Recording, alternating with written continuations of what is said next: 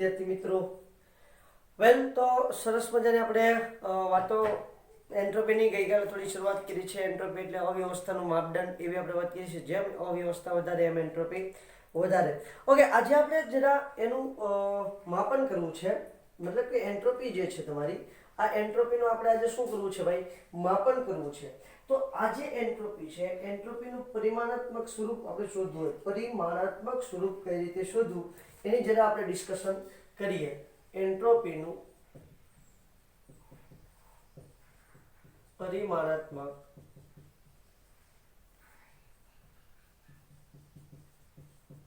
સ્વરૂપ, બરાબર છે. કોને એન્ટ્રોપીનું પરિમાણાત્મક સ્વરૂપ કહેવાય એની જરા વાત કરીએ. એન્ટ્રોપી એટલે શું થાય? તો કે એન્ટ્રોપી એટલે ઉષ્મા અને તાપમાનનો ગુણોત્તર થશે. શું થશે?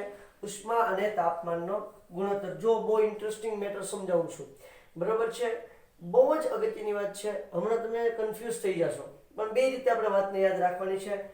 એન્ટ્રોપી અથવા તો એન્ટ્રોપી ફેરફાર, જેને આપણે કહીએ છીએ ડેલ્ટા એસ, બરાબર છે. આ ડેલ્ટા એસ બરાબર શું થાય છે? ડેલ્ટા એસ એ તમારા ઉષ્માના સમપ્રમાણમાં છે. કોના સમપ્રમાણમાં છે? ઉષ્માના સમપ્રમાણમાં છે.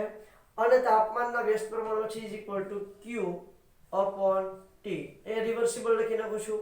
જો પ્રતિવર્તી પ્રક્રિયા થતી હોય તો આપણે અહીંયા શું લખી નાખીએ છીએ? ક્યુ રિવર્સિબલ. હવે આ ઘટનાને સમજવા માટે જો હજી એક વિધાનમાં લખું છું કે આનો પહેલા તો એનો એકમ જોઈ લઈએ છીએ. ડેલ્ટા એસ એન્ટ્રોપી ફેરફાર છે, એનો એકમ શું થાય તેની વાત કરીએ. ક્યુ છે, ક્યુ એટલે શું છે? કિલો જૂલ અથવા તો જૂલમાં. અને તાપમાન શેમાં છે? કેલ્વિનમાં. કિલો જૂલ પર કેલ્વિન એનો એકમ થશે. બહુ સીધી વાત છે બેટા, હું કોઈ નવીન વાત નથી સમજાવતો. બહુ સિમ્પલ અને સીધું સીધું જ છે. જૂલ કેલ્વિન ઇનવર્સ અથવા તો કિલો જૂલ રાખીએ આપણે, કિલો જૂલ નહીં કરતા, જૂલ કેલ્વિન ઇનવર્સ. અથવા બીજું શું થઈ શકે? Calorie kelvin inverse. Joule kelvin inverse અથવા તો કેલરી કેલ્વિન ઇનવર્સ તમને જોવા મળશે. ઓકે, ચલો ત્યાંથી જરા થોડા આગળ વધીએ. જો ક્યુ રિવર્સિબલ એટલે શું છે? ટી તાપમાને પ્રણાલીએ પ્રતિવર્તી રીતે મેળવેલ એન્થાલ્પી એટલે કે ઉષ્મા. ક્યુ રિવર્સિબલ બરાબર ટી તાપમાને પ્રણાલીએ, પ્રણાલીની વાત કરું છું, પ્રતિવર્તી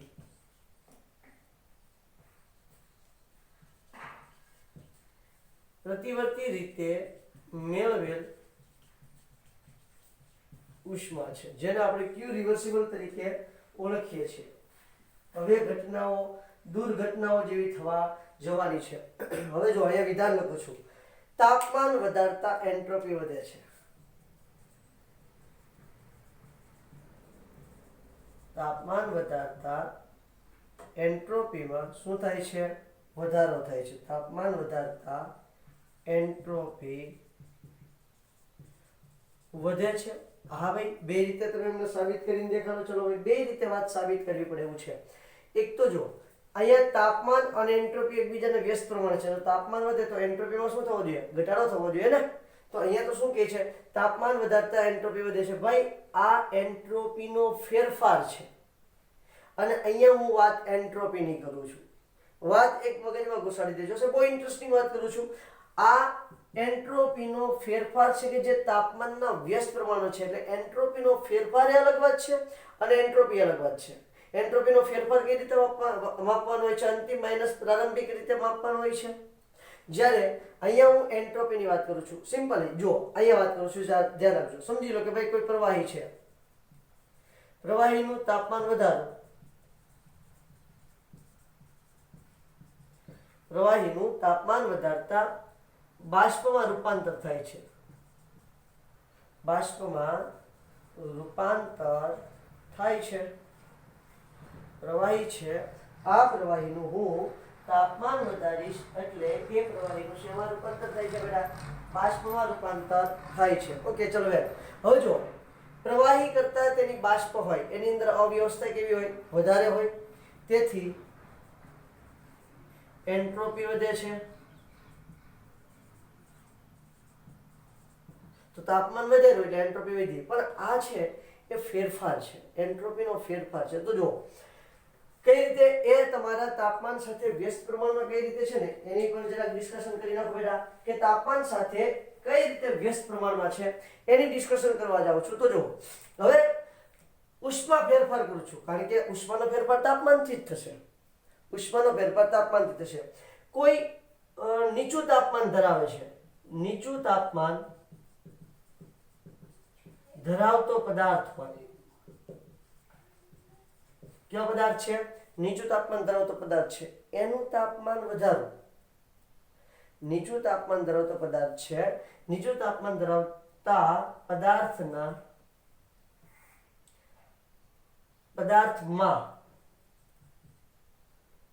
થોડું તાપમાન ઉમેરીશ તો એન્ટ્રોપી ફેરફાર વધુ થશે. હવે હાવ ઠંડુ જ હોય, એકદમ બરફ છે, સમજી લો કે એનું તાપમાન વધારે તો એમાં એન્ટ્રોપીનો મોટો ફેરફાર થશે. પણ જે ઓલરેડી ઊંચું તાપમાન ધરાવે છે, જેની ઉષ્મા વધારે છે, એની અંદર થોડું તાપમાન નાખો તો હવે હું તમને એમ કીધું 0 ડિગ્રી સેલ્સિયસ હોય એની અંદર 1 ડિગ્રી સેલ્સિયસ તાપમાનનો વધારો કરું તો ઉષ્માનો એન્ટ્રોપી ફેરફાર વધે. પણ 100 ડિગ્રી સેલ્સિયસ તાપમાન હોય ને એમાં 1 ડિગ્રી સેલ્સિયસ પ્લસ કરું તો શું થાય? આજે એન્ટ્રોપીનો વધારો છે ઓછો વધે છે અથવા તો નહિવત વધે છે. એના અનુસંધાનમાં અહીંયા એન્ટ્રોપી ફેરફાર અને તાપમાનને એકબીજાના વ્યસ્ત પ્રમાણમાં લીધા છે. સીધી વાત છે, બહુ સિમ્પલ છે અને તમે સરળતાથી સમજી શકો એવી છે બેટા.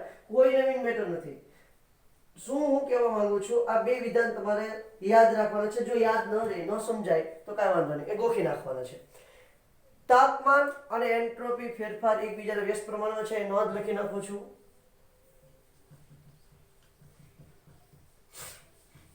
તાપમાન અને એન્ટ્રોપી ફેરફાર એકબીજાના વ્યસ્ત પ્રમાણમાં છે.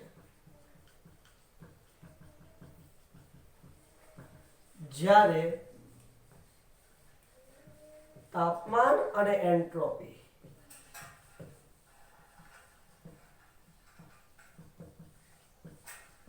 એકબીજાના સમપ્રમાણમાં છે. બહુ જ ઇમ્પોર્ટન્ટ વાત કહી દીધી છે. તાપમાન અને એન્ટ્રોપી ફેરફાર એકબીજાના વ્યસ્ત પ્રમાણમાં છે. તાપમાન અને એન્ટ્રોપી એકબીજાના સમપ્રમાણમાં છે. એક તો આ વાત થઈ જે તમારી માટે ખૂબ અગત્યની છે અને તમારે જાણવી પણ ખૂબ જરૂરી છે અને સમજવી પણ જરૂરી છે. કારણ કે આમાંથી સાહેબ છે ને વિધાન લઈ અને તમને ક્વેશ્ચન બહુ બધી વખત પૂછી નાખે છે. માત્ર એક સેન્ટેન્સ લઈ અને ક્વેશ્ચન પૂછી નાખે છે. બીજી એક વાત કરું છું, ધ્યાન આપજો. હવે સમજી લો કે ભાઈ વિશ્વની કુલ એન્ટ્રોપીની વાત આપણે કરવાની છે. તો ડેલ્ટા એસ ટોટલ હોય ને, વિશ્વની કુલ એન્ટ્રોપી બરાબર શું છે?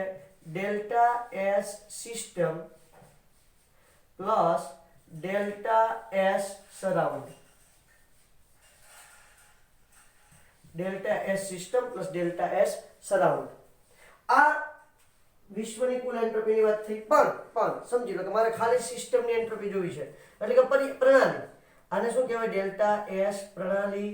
ઇંગ્લિશમાં લખ્યું છે, હવે હું ગુજરાતી કરું છું. ડેલ્ટા એસ પર્યાવરણ. બરોબર છે. હવે જો સમજો કે ડેલ્ટા એસ પ્રણાલીની ખાલી વાત કરવાની છે, ખાલી ડેલ્ટા એસ પ્રણાલી, તો આપણે જે સૂત્ર છે એ જ આવશે. બરોબર છે. એસ નિપજો માઇનસ એસ પ્રક્રિયકો. બહુ બધી કોમ્પ્લિકેટેડ વાત બનતી જાય છે. તમારે માત્ર એને વ્યવસ્થિત રીતે જોવાની છે, વ્યવસ્થિત રીતે યાદ રાખવાની છે. અને આ મૂલ્ય 0 કરતા કેવું હોય છે? વધારે. કારણ કે વિશ્વની કુલ એન્ટ્રોપી શું થાય છે? વધે છે. આખી વાત સમજણમાં આવે છે બેટા. બહુ સીધી વાત કરું છું. મેં ફરી એક વખત સમજાવું છું કે તમને બહુ સિમ્પલ વાતથી સમજાવવાનો પ્રયત્ન કરું છું. કોમ્પ્લિકેટેડ બનાવવાનું નથી. બરોબર છે. ખાસ યાદ રાખજો, નિપજોની એન્ટ્રોપી માઇનસ પ્રક્રિયકોની એન્ટ્રોપી એટલે એન્ટ્રોપી ફેરફાર થાય છે. શું થાય છે? એન્ટ્રોપી ફેરફાર થાય છે. ફરી એક વખત, નિપજોની એન્ટ્રોપી માઇનસ પ્રક્રિયકોની એન્ટ્રોપી એટલે એન્ટ્રોપી ફેરફાર થાય છે. સમજો કે પ્રણાલી હોય તો પ્રણાલીની વાત છે, પર્યાવરણ હોય તો પર્યાવરણની વાત છે. અને આ ડેલ્ટા એસ ટોટલ એટલે વિશ્વની કુલ એન્ટ્રોપી થાય. વિશ્વની કુલ એન્ટ્રોપી એટલે પર્યાવરણની એન્ટ્રોપીનો ફેરફાર વત્તા પ્રણાલીની એન્ટ્રોપીનો ફેરફાર અને વિશ્વની કુલ એન્ટ્રોપી શૂન્ય કરતાં હંમેશા કેવી હશે? વધારે હશે. પ્રક્રિયા દરમિયાન વિશ્વની કુલ એન્ટ્રોપી શૂન્ય કરતાં કેવી હશે?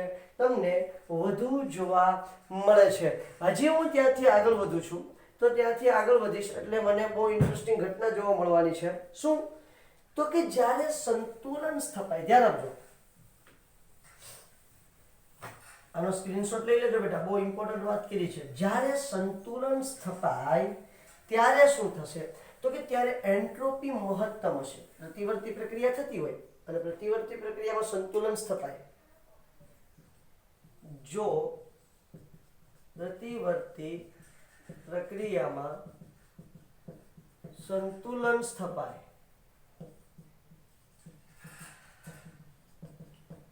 ત્યારે એન્ટ્રોપી મહત્તમ હશે. પ્રક્રિયકો અને નિપજો એમ લખી નાખું છું. ત્યારે પ્રક્રિયકો અને નિપજોની એન્ટ્રોપી મહત્તમ હશે, પરંતુ એન્ટ્રોપી ફેરફાર delta S is equal to 0 હશે. કઈ રીતે? સમજાવી લો. સમજી લો કે કોઈ રિએક્શન છે, એ gives B. હવે એની વચ્ચે પહેલા શું થશે? તો કે ભાઈ પહેલા પ્રક્રિયા એ જે છે એમાંથી બીમાં રૂપાંતર થશે, એટલે એન્ટ્રોપી વધશે. હવે શું થાય છે કે બંનેની એન્ટ્રોપી મહત્તમ બની જાય. સમજી લો કે આની એન્ટ્રોપી 10 જૂલ કેલ્વિન ઇન્વર્સ હોય તો આની એન્ટ્રોપી તે કેટલી થઈ જશે? 10 જૂલ કેલ્વિન ઇન્વર્સ થઈ જશે. હવે હું તમને કહું કે એન્ટ્રોપીનો ફેરફાર આપો, delta S is equal to S નિપજો માઇનસ એસ પ્રક્રિયકો, બંનેની એન્ટ્રોપી મહત્તમ બને તો અહીંયા શું આવશે? 10 માઇનસ 10 તો શું થઈ ગયું? 0. તો એન્ટ્રોપી ફેરફાર કેવો થાય? 0. બંનેની એન્ટ્રોપી કેવી થશે? મહત્તમ થશે. એન્ટ્રોપી મહત્તમ છે, એન્ટ્રોપી ફેરફાર 0 છે. ફરી વખત, એન્ટ્રોપી તાપમાન સાથે વધે છે, એન્ટ્રોપી ફેરફાર તાપમાન સાથે ઘટે છે. બીજી વાત, એન્ટ્રોપી જે છે પ્રક્રિયા થતી હોય, પ્રક્રિયામાં સંતુલન સ્થપાય એ દરમિયાન પ્રક્રિયકો અને નિપજોની એન્ટ્રોપી મહત્તમ હશે, લાઈક ધેટ, પણ એનો એન્ટ્રોપી ફેરફાર કેવો થઈ જશે? 0 થઈ જશે. ક્લિયર થાય છે? ઓકે. હવે એક બે મસ્ત મજાની વાતો સમજાવી દઉં છું. જે સૂત્ર છે એ સૂત્ર તમારે યાદ રાખવાનું છે. એને રિલેટેડ ક્વેશ્ચન તો પૂછાવાની પોસિબિલિટી છે. આપણે એની તારવણી કરવા નથી જવાનું, જે આપણા સિલેબસમાં છે નહીં. બરોબર છે? એટલે સૂત્ર તો હું તમને બતાવી દઉં છું, પણ તમારે ખાસ એક વસ્તુ યાદ રાખવાની છે. એ સૂત્રને યાદ રાખી લેવાના છે. શું કરી નાખવાનું છે બેટા? યાદ રાખી લેવાના છે. તો શું થાય છે? એન્ટ્રોપી ફેરફાર જોઈએ છે, તાપમાન અને કદને અનુલક્ષીને જોઈએ છે એન્ટ્રોપી ફેરફાર. એટલે જે ઓલરેડી પૂછાઈ ગયેલું છે, નીટની અંદર પૂછાઈ ગયેલું સમીકરણ છે. બરોબર છે? પ્રક્રિયા એન્ટ્રોપી, શું કહેશું આપણે? પ્રક્રિયા માટે એન્ટ્રોપી ફેરફાર, પ્રક્રિયા માટે એન્ટ્રોપી ફેરફાર delta S is equal two Q reversible upon T. આ આપણે જાણીએ છીએ. યસ યાનો? ઓકે. એની અંદર બધી કિંમતો મૂકીશું એટલે આપણી માટે આવું સૂત્ર નીકળી આવશે. Delta S is equal two NCV ln T2 upon T1 plus NR ln V2 upon V1. એક આ સૂત્ર છે. This is the very most important સૂત્ર for the NEET. અને પૂછાઈ ગયેલું છે એટલા માટે કહું છું. ઓકે. હવે આ જ વસ્તુ કદની જગ્યાએ હું દબાણને અનુલક્ષીને કાઢું તો શું થશે? તો જુઓ, કદના સ્થાને દબાણ મૂકું છું. NCV ln T2 upon T1 plus NR ln P1 upon P2. આ છે તમારું સૂત્ર નંબર 2, જે તમારે યાદ રાખવાનું છે. હવે જો સમતાપી અને સમકદ આવા બે પ્રકારના પ્રકરણ તમને જોવા મળે છે. જો સમતાપી પ્રકરણ હોય, સમતાપી પ્રક્રિયા માટે તો સમતાપી પ્રતિવર્તી પ્રક્રિયા માટે એવું લખું છું, સમતાપી પ્રતિવર્તી પ્રક્રિયા. અહીં ક્યુ રિવર્સિબલ ઓલરેડી મેં લખ્યું છે. સમતાપી પ્રતિવર્તી પ્રક્રિયા હોય તો T2 = T1 અથવા T1 = T2 થાય. તો અહીંયા જુઓ T1 શું થઈ જાય, T2 થઈ જાય. તો સૂત્ર શું થઈ જાય, NRLN. આ બે સમાન થઈ જાય, આ બે શું થઈ જાય, સમાન થઈ જાય. એટલે આ પદનું મૂલ્ય શું થઈ જાય, 0. એટલે ડેલ્ટા S = NRLN V2/V1 બરાબર NRLN P1/P2. આવું સૂત્ર તમે મેળવી શકો છો. હવે એવી જ રીતે જો સમકદીય પ્રક્રિયા હોય, પ્રક્રિયા કેવી હોય, જો સમકદીય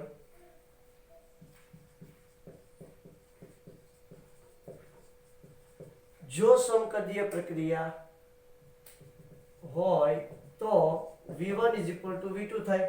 તો આ પદની કિંમત શું થઈ જાય, 0 થઈ જાય. તો આપણને શું મળશે, ડેલ્ટા S =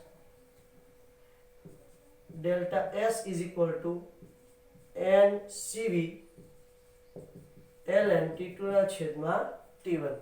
આવું સૂત્ર આપણને મળે છે. બેટા આ વાત બહુ ઇન્ટરેસ્ટિંગ છે અને તમારે યાદ રાખવાની છે. સમોષ્મી પ્રતિવર્તી પ્રક્રિયા માટે એન્ટ્રોપી ફેરફાર એટલે એન્ટ્રોપી કેવી રહે છે, અચળ. તેથી આઇસો એન્ટ્રોપિક પ્રક્રિયા કહે છે. અહીં લખી નાખું છું, સમોષ્મી પ્રક્રિયા કેવી કહેવાય છે, આઇસોએન્ટ્રોપિક.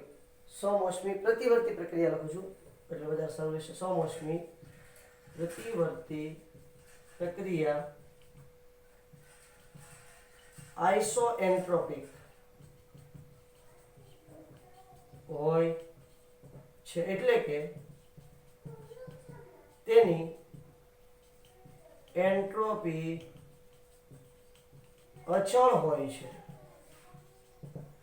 That's all. તેની એન્ટ્રોપી કેવી હોય છે બેટા, અચળ તમને જોવા મળે છે. ખાસ યાદ રાખવાનું છે, તાપમાન વધતા એન્ટ્રોપી વધે, તાપમાન વધતા એન્ટ્રોપી વધે, તાપમાન વધતા એન્ટ્રોપી વધે. તાપમાન વધતા એન્ટ્રોપી ફેરફાર ઘટે, તાપમાન વધતા એન્ટ્રોપી ફેરફાર શું થાય, ઘટે છે. હવે જો તમે પ્રણાલી માટે વાત કરતા હોય તો પ્રણાલી માટે આપણે આવું લખવું પડે, delta S system = Q system reversible upon T. આ પ્રણાલી માટેની વાત થઈ ગઈ. શેના માટેની વાત થઈ ગઈ છે, પ્રણાલી માટેની વાત થઈ ગઈ છે. ઓકે, નો પ્રોબ્લેમ. હવે હું થોડોક એક્ઝામ્પલ આપી દઉં, કારણ કે એક્ઝામની અંદર એક્ઝામ્પલ પૂછાય છે કે કોની એન્ટ્રોપી વધારે. આનો સ્ક્રીનશોટ લઈ લો એટલે હું સરસ મજાના 2 3 4 5 એક્ઝામ્પલ આપી દઉં છું. તમને પૂછી નાખે કે ભાઈ એન્ટ્રોપી એટલે શું થાય બેટા, અવ્યવસ્થા, બરાબર. તો કોની એન્ટ્રોપી વધારે હોય, હીરાની કે ગ્રેફાઇટની? કોની એન્ટ્રોપી વધારે હશે, હીરો કે ગ્રેફાઇટ? તો આપણે તો એવું માનીએ કે ભાઈ ગ્રેફાઇટ છે એ કુદરતમાંથી મળી આવતું સરસ મજાનું સ્વરૂપ છે, એટલા માટે એની એન્ટ્રોપી તો કેવી હશે, ઓછી હશે. પણ ખોટી વાત છે. ઉદાહરણ લખું છું અહીંયા.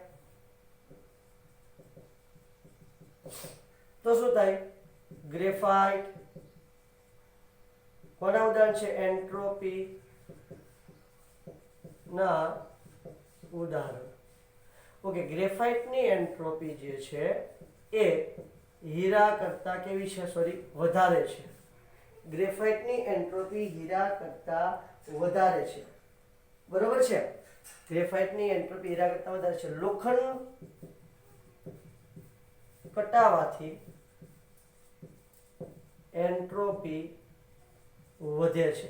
કેમ કે છે લોખંડ સરસ મજાનું બંધારણ ધરાવતું હોય, હવે કટાય એટલે એની અંદર અવ્યવસ્થા વધશે, એટલે એન્ટ્રોપીમાં શું થઈ છે, વધારો થાય છે. હવે જોજો, એક રિએક્શન આપું છું તમારે, એ રિએક્શનને આધારે કહેવાનું છે કે એન્ટ્રોપી વધશે કે ઘટશે, એન્ટ્રોપી વધે કે ઘટે. આ તમારે મને સમજાવવાનું છે. ઓકે, NH4Cl સોલિડ અને aqueous એની અંદર પાણી ઉમેરી દીધું છે, બરાબર. એટલે Na+ aqueous plus Cl minus aqueous. આ પ્રક્રિયામાં એન્ટ્રોપી વધશે કે ઘટશે? તો ઘન પદાર્થ હોય, ઘન પદાર્થનું મેં શેમાં રૂપાંતર કર્યું છે? એક્વિયસ માં રૂપાંતર કર્યું. એટલે આયનોની ગતિ વચ્ચે અહીંયા આયનો કેવા છે? ઘન NH4+. તો ઘન પદાર્થની અંદર આયનો એકબીજાની નજીક હશે અને અહીંયા શું છે? પ્રવાહીમાં રૂપાંતર થઈ ગયું એટલે એન્ટ્રોપી વધે છે. પ્રક્રિયા દરમિયાન ડેલ્ટા S ધન હોય છે એટલે કે એન્ટ્રોપીમાં શું થાય છે? વધારો થાય છે. નિપજોની એન્ટ્રોપી પ્રક્રિયકોની એન્ટ્રોપી કરતા વધે છે. હવે શું થાય છે? સમજી લો કે Ag+ નું દ્રાવણ છે. Ag+ ના દ્રાવણમાં HCl ઉમેરવામાં આવે તો શું થઈ જાય? AgCl ના અવક્ષેપ બને છે. તો AgCl ના અવક્ષેપ બનવાથી એન્ટ્રોપી ઘટે છે. કેમ? હવે જુઓ, Ag+ એક્વિયસ હોય, બરોબર, HCl ગેસ લઈ લઈએ. હવે Ag+ ના દ્રાવણની અંદર હું HCl એડ કરીશ એટલે એમાંથી બની જશે AgCl સોલિડ. તો પ્રવાહી અને ગેસમાંથી સોલિડ બનાવ્યું છે મેં. પ્રવાહી અને ગેસમાંથી સોલિડ બનાવ્યું તો પ્રવાહી અને ગેસની એન્ટ્રોપી વધારે હોય, સોલિડની એન્ટ્રોપી ઓછી, એટલે એન્ટ્રોપીમાં શું થયો? ઘટાડો થયો. એટલે એન્ટ્રોપી શું થાય છે બેટા? ઘટે છે. ક્લિયર થાય છે? હવે સમજી લો કે હું ઈંડું છે એને ઉકાળું છું. ઈંડું ઉકાળું, ઇન્ટરેસ્ટિંગ એક્ઝામ્પલ છે. ઈંડાને ઉકાળતા તેમાં રહેલા પ્રોટીનમાં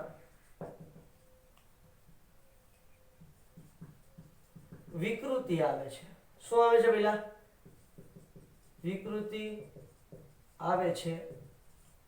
તેથી વિકૃત જે પ્રોટીનનું સરસ એવું બંધારણ છે એ વિકૃત થઈ જાય તો એન્ટ્રોપી વધે. તેથી એન્ટ્રોપી વધે છે. હવે સમજી લો કે ભાઈ એની અંદરનું પ્રોટીન છે એ આવી રીતે સરસ મજાનું ગોઠવાયેલું હોય. હવે તમે એને ગરમ કરશો. આ શું વ્યવસ્થા કહેવાય? આ વ્યવસ્થા છે. હવે તમે ગરમ કરશો એટલે કેવું આવું થઈ જશે. તો આની કરતા આમાં વ્યવસ્થા વધારે છે કે ઓછી? ટૂંકમાં કહું તો અવ્યવસ્થા શેમાં વધારે છે? તો જુઓ, આમાં અવ્યવસ્થા વધારે છે. અવ્યવસ્થા વધારે તો એન્ટ્રોપી વધારે. સીધી વાત છે. ઓકે, ચાલો યાર. એન્ડ ધ લાસ્ટ, રબરને ખેંચવાથી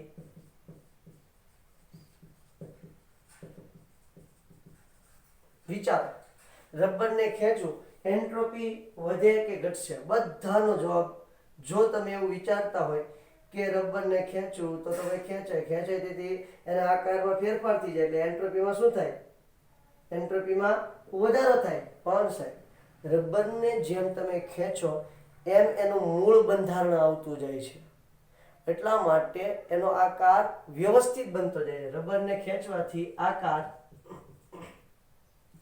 વ્યવસ્થિત બને છે.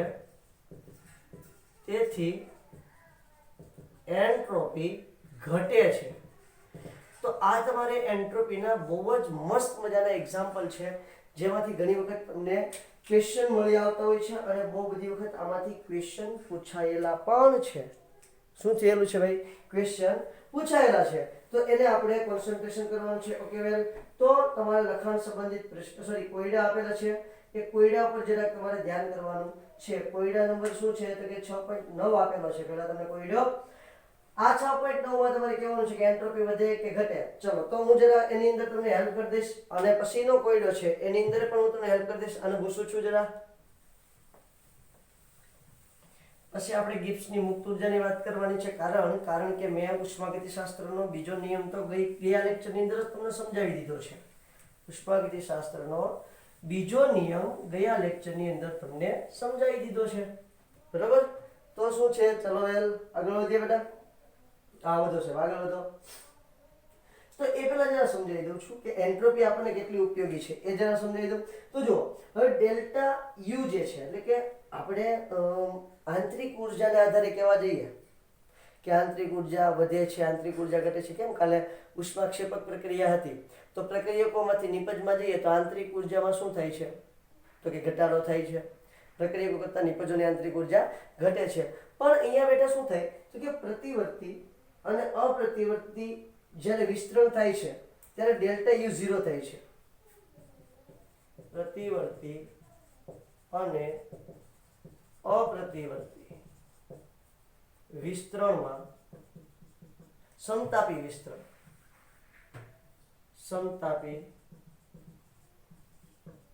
વિસ્તરણ માં delta you is equal to 0 બંને વખતે. હવે તો કે ભાઈ જ્યારે તમારું ડેલ્ટા એસ ટોટલ છે એ અપ્રતિવર્તી પ્રક્રમ માટે શૂન્ય નથી, જ્યારે પ્રતિવર્તી પ્રક્રમ માટે શું છે? શૂન્ય છે. ફરી વખત કહી દઉં, ડેલ્ટા એસ જે છે અપ્રતિવર્તી પ્રક્રમ માટે શૂન્ય નથી. ડેલ્ટા એસ ટોટલ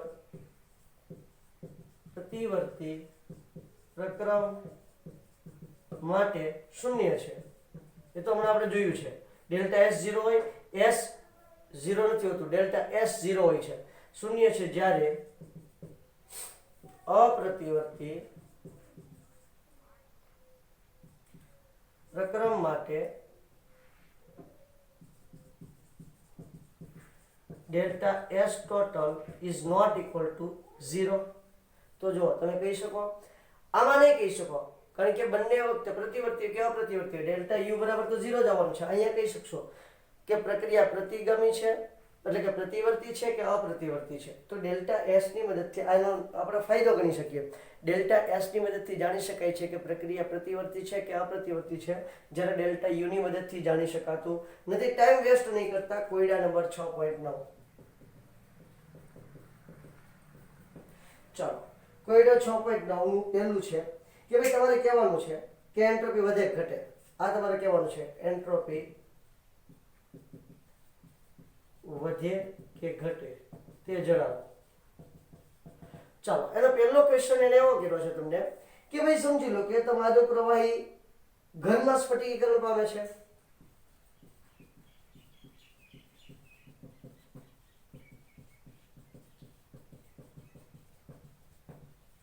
ચાલો, તો શું થાય? લિક્વિડમાંથી સોલિડ બન્યું છે.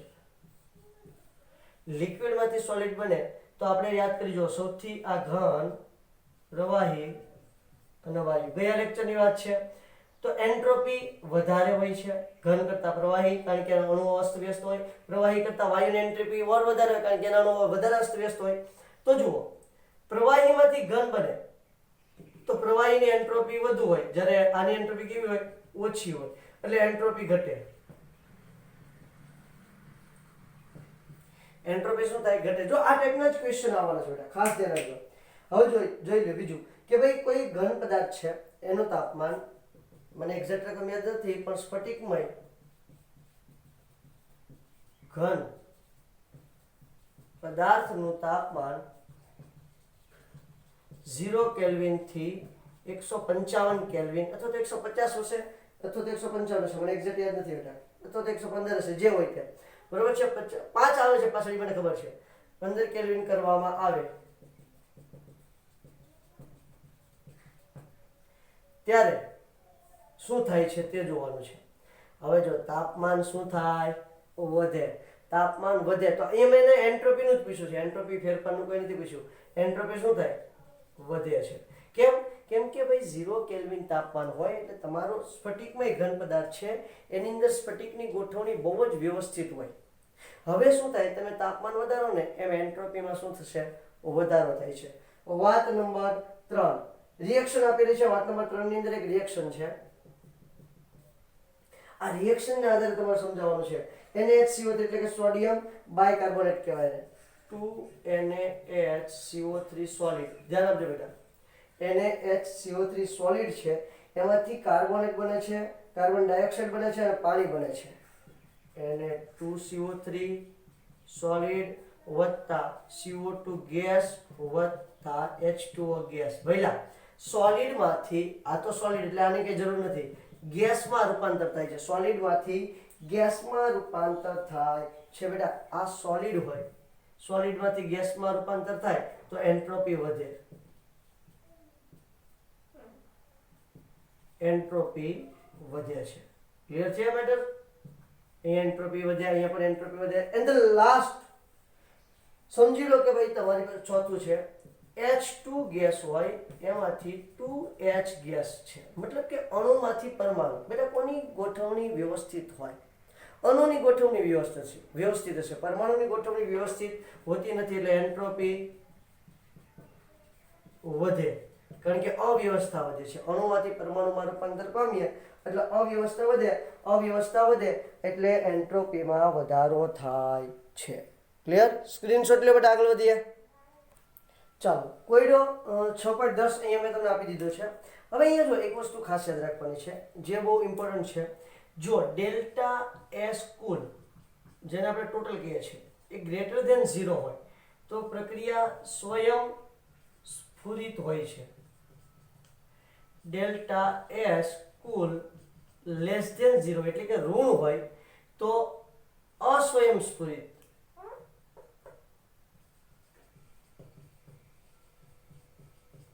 તો પ્રક્રિયા કેવી હોય છે બેટા? અસ્વયંસ્ફુરિત હોય છે, એટલે કે નેગેટિવ હોય તો સ્વયંસ્ફુરિત પ્રક્રિયા હોતી નથી. એટલે ટૂંકમાં એવું કહી શકાય કે ભાઈ સ્વયંસ્ફુરિત પ્રક્રિયા છે, અને બીજું જો ડેલ્ટા કુલ નેગેટિવ હોય તો સ્વયંસ્ફુરિત પ્રક્રિયા હોતી નથી. અને જો delta S cool is equal to 0 હોય તો પ્રક્રિયા સંતુલનમાં છે.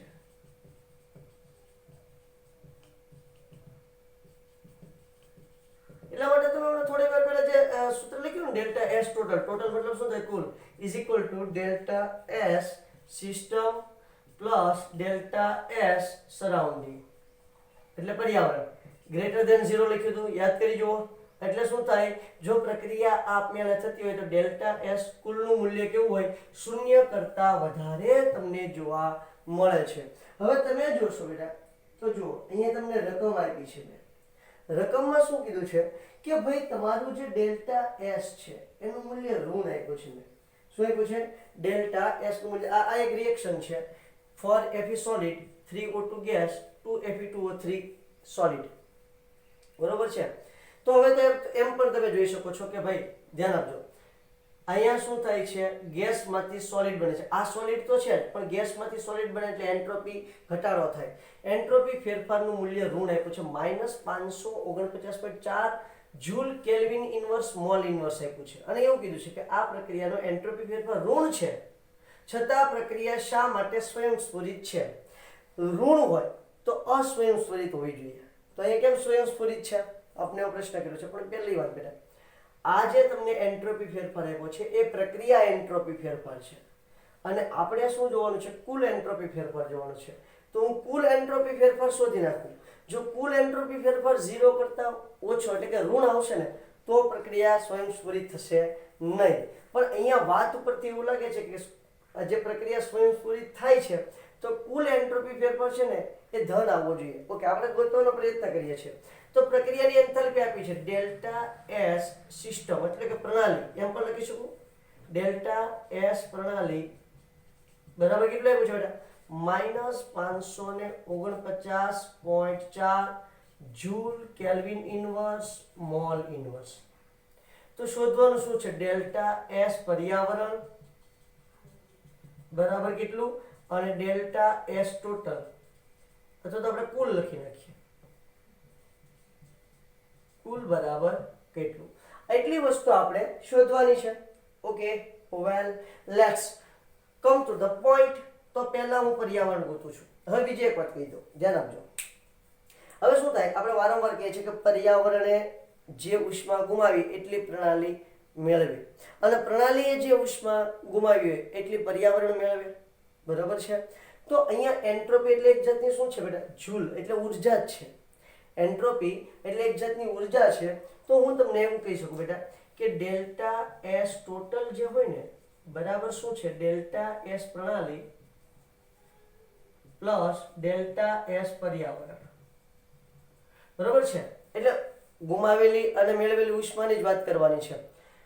તો ડેલ્ટા એસ એટલે શું થાય? ડેલ્ટા એસ બરાબર આપણને જે ખબર છે Q upon T. Q એટલે શું થાય? Delta H upon T. આમ કહી શકાય. આ એન્થાલ્પીની વાત થઈ ગઈ. શેની વાત થઈ ગઈ? એન્થાલ્પીની. જો અચળ દબાણે હોય તો અચળ દબાણે જશે. એટલે શું થાય છે? તો હવે બેટા એવું કહી શકું કે જો પ્રણાલી એન્થાલ્પી ગુમાવે તો પર્યાવરણ એટલી શું કરશે? મેળવશે, પ્રણાલી ઉર્જા ગુમાવે તો પર્યાવરણ શું કરે? મેળવે. તો હું આવી રીતે લખી શકું ડેલ્ટા એસ પ્રણાલી બરાબર ડેલ્ટા એચ પ્રણાલી અપોન ટી, પણ બરાબર માઇનસ ડેલ્ટા એચ પર્યાવરણ અપોન ટી, આમ પણ લખી શકાય. ધ્યાન આપજો, પ્રણાલી છે, પ્રણાલી માટે જો મારે પર્યાવરણના સ્વરૂપમાં ડેલ્ટા એચ લખવું હોય તો હું આ રીતે લખી શકું. શું થશે? ડેલ્ટા એસ પ્રણાલી બરાબર ડેલ્ટા એચ પ્રણાલી અપોન ટી, પણ આ શું છે? પ્રણાલીએ ગુમાવેલી કે મેળવેલી ઉષ્મા. હવે આ મેળવતું છે તો આ શું કરતું છે? ગુમાવતું છે, એટલે અહીંયા મૂલ્ય પ્લસ છે તો આનું કેવું થઈ જશે? માઇનસ થઈ જશે. આ ફોર્મ્યુલાનો હું અહીંયા ઉપયોગ કરવાનો છું ડેલ્ટા એસ પર્યાવરણ શોધવા માટે. ક્લિયર થાય છે? ક્લિયર થાય છે બેટા આખી વાત? ડેલ્ટા એસ પર્યાવરણ મારે શોધવું છે. તો હવે અહીંયા આમ લખી શકું ડેલ્ટા એસ પર્યાવરણ બરાબર માઇનસ ડેલ્ટા એચ પ્રણાલી અપોન ટી. આવું લખી શકાય કે ન લખી શકાય? જો પ્રણાલી માટે આવું લખી શકાય તો પર્યાવરણ માટે આવું પણ લખી શકાય. બરાબર છે? પ્રણાલી માટે જો માઇનસ ડેલ્ટા એચ પર્યાવરણ અપોન ટી લખી શકાય તો ડેલ્ટા એસ પર્યાવરણ માટે આ સૂત્ર લગાડી શકાય. તો ડેલ્ટા એસ પર્યાવરણ મોસ્ટ ઇમ્પોર્ટન્ટ સૂત્ર છે બેટા, વેરી મોસ્ટ ઇમ્પોર્ટન્ટ થિંગ છે, એટલા માટે મેં અહીંયા તમને તારવીને રાખ્યું છે MIMT. બરાબર છે? ચલો તો શું થશે? માઇનસ ડેલ્ટા એચ પ્રણાલી અપોન ટી.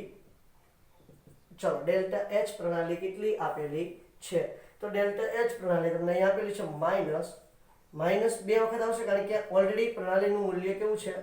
એન્થાલ્પીનું મૂલ્ય માઇનસ છે, એટલે 1648 ગુણ્યા 10⁻³ બરોબર. આ જૂલમાં છે એટલે મેં આને ઓલરેડી જૂલમાં ફેરવી દીધું છે. બરોબર?